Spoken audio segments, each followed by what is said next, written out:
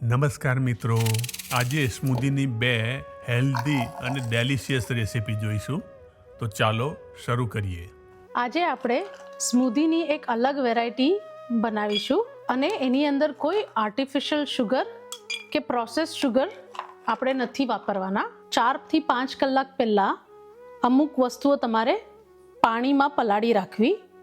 થોડા પીકન્સ, થોડા વોલનટ્સ, કેશ્યુ, બદામ અલગ વાટકામાં પલાળીશું. એનું કારણ એ છે કે બદામની સ્કિન છાલ પલળી ગયા પછી આપણે કાઢીને ફેંકી દઈશું અને એનું પાણી પણ યુઝ નહીં થાય. આ વસ્તુ જે પલાળીશું એનું પાણી આપણે સ્મૂધીમાં યુઝ કરીશું. ચિયા સીડ આપણે અલગથી સોક કરીશું અને મેજિક ઇન્ગ્રીડિયન્ટ બતાવીએ જેનાથી આપણી સ્મૂધીમાં ગળપણ આવશે. એક ખજૂર અને બીજી આઈટમ છે અંજીર. આ બંને વસ્તુ છે એનાથી આપણી સ્મૂધી એકદમ સ્વીટ થઈ જશે. આ ખજૂરની અંદર તમારે ચેક કરી લેવું કે બિયા હોય તો એને કાઢી નાખવા. આપણે આશરે 4 ગ્લાસ સ્મૂધીનું મેઝરમેન્ટ લઈએ છીએ.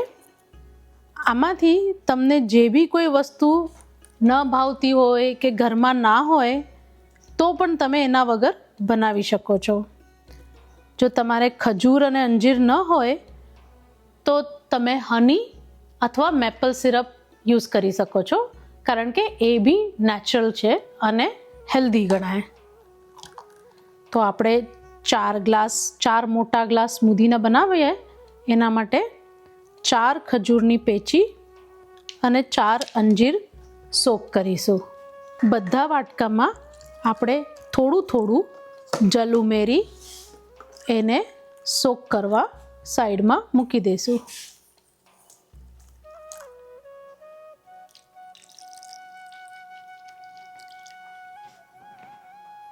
આ બધી વાનગીઓ તમે ઓવરનાઇટ સોક કરી શકો છો. જેમ કે તમારે નેક્સ્ટ ડે મોર્નિંગમાં સ્મૂધી પીવી હોય તો તમે આગલા દિવસે રાતે એને પલાળીને ઢાંકીને મૂકી રહેજો. અને જો ઉતાવળ હોય તો તમે 2 કલાકમાં થોડા વોર્મ વોટરમાં સોક કરશો તો બી પલળી જશે અને સરસ થઈ જશે. મિત્રો, બદામના છોડામાં ટેનિન આવે છે, એટલે બદામને પલાળીને છોતરા કાઢીને વાપરવી સારી. આપણે ફ્રોઝન ફ્રૂટ્સ યુઝ કરવાના છીએ બિકોઝ આપણા પાસે ફ્રેશમાં ખાલી બ્લેકબેરી અને આજે સ્ટ્રોબેરી છે. તો ફ્રોઝનની અંદર મિક્સ છે પાઇનેપલ, મેંગો, પીચ, એ બધી વેરાયટીઝ છે. એક ફ્રેશ એપલ પણ અહીંયા લીધું છે અને એની છાલ કાઢી નાખી છે. આપણે એપલને કટ કરી લઈએ. સીડ્સ આપણે કાઢી નાખીશું. કટ કરેલા એપલ અને બીજા બધા ફ્રૂટ્સ મિક્સી જારમાં નાખી દઈએ.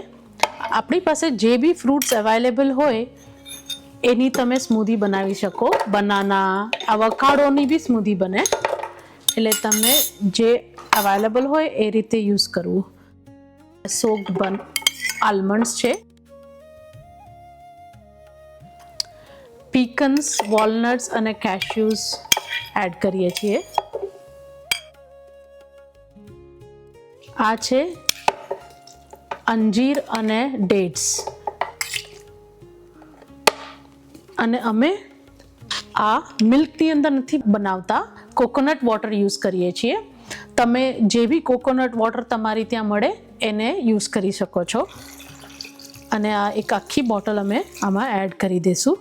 પ્લસ આની અંદર પી પ્રોટીન અમે યુઝ કરીએ છીએ. ઓર્ગેનિક પ્લાન્ટ બેઝ પી પ્રોટીન છે.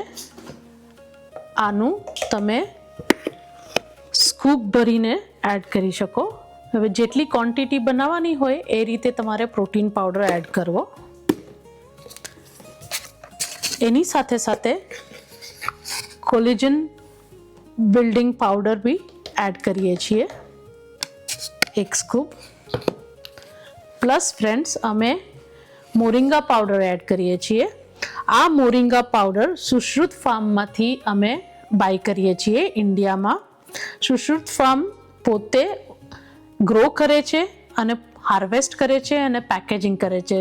Everything is done by them. તમને જો જોતો હોય તો કોન્ટેક્ટ કરજો. આમાંથી કોઈ બી પાવડર તમારી પાસે ના હોય તો તમે સ્કીપ કરી શકો છો. એ જરૂરી નથી, હોય તો નાખવો, ન હોય તો એમનેમ ફ્રૂટ્સ અને ખજૂર અંજીરની સ્મૂધી પણ બહુ સરસ ટેસ્ટમાં લાગે છે. ગ્લાસમાં આ ચિયા સીડ જે સોક કરી રાખી છે એને એડ કરીશું અને પછી આપણી જે સ્મૂધી રેડી છે એને એડ કરીએ.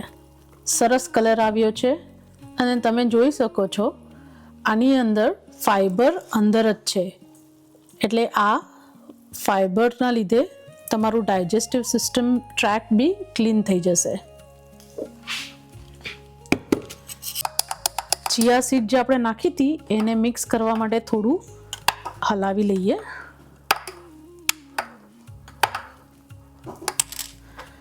And now it is ready to enjoy.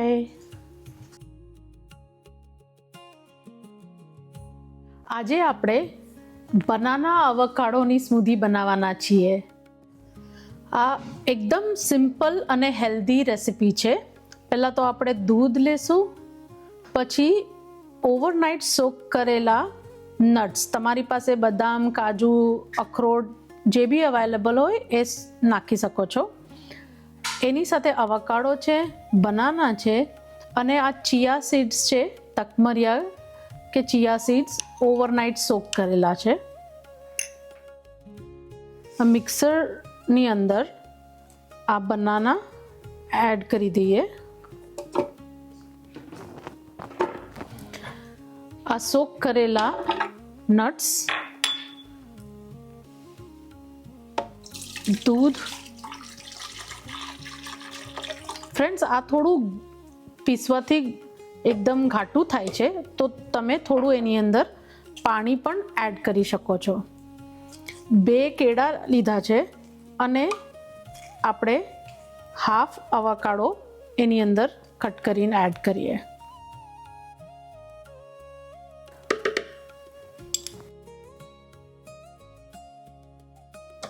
જ્યુસરમાં પીસી લઈએ.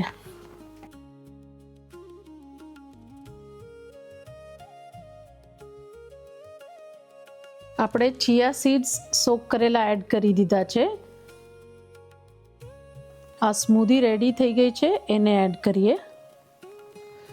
તમે જોઈ શકો છો સરસ પિસ્તા કલર જેવું આનો કલર આવી ગયો છે. અવકાડો અને બનાના બંને સરસ ટેસ્ટી કોમ્બિનેશન છે. આને એક ચમચીથી આપણે સરસ મિક્સ કરી લઈએ એટલે ચિયા સીડ્સ આખા સ્મૂધીમાં એક રીતે મિક્સ થઈ જશે. તમે કોઈ એડિશનલ ગળપણ માટે વસ્તુ એડ નથી કરવાના, બિકોઝ કેળાની જ એટલી સ્વીટનેસ એમાં આવી જશે. જો તમારે જોઈએ તો તમે મેપલ સિરપ અથવા હની એડ કરી શકો છો.